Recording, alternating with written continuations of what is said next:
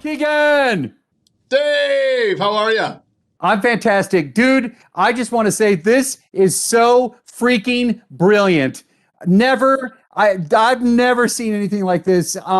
So my first question to you is, how was this described to you?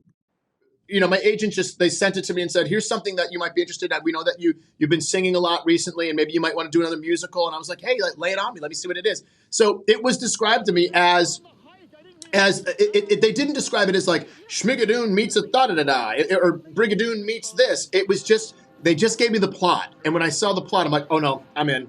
That's hilarious. That the couple's trapped in a musical and they can't get out until they find true love. Whatever, I'm in. What advice would you give to somebody who might find themselves inside Schmigadoon? Well, I would tell you, if you found yourself inside Schmigadoon, have the time of your life, because you're never gonna, because it's like, it's never gonna be that simple again. You got a kid running down the street with a stick and a hoop, and that's fun for him. We're never gonna have that again. Like, just enjoy watching kids talk to adults without their face like this in a phone. You know what I mean? Like that alone would be enough to stay in Schmigadoon for like a good month. But seriously, how long to film one of the numbers?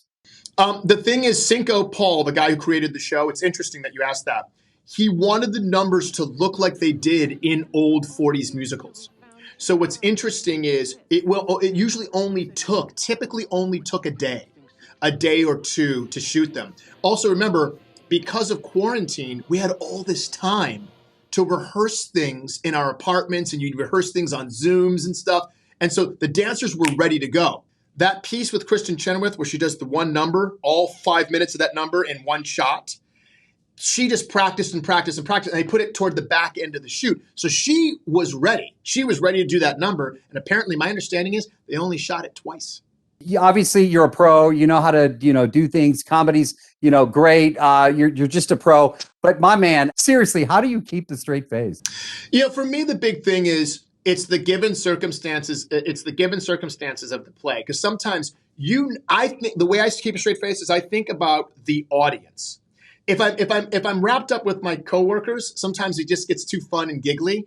But the way I get out of it is by thinking about what the audience is going to see. The more dour, the more sarcastic, the more humorless Josh is, the more the audience gets out of that juxtaposition.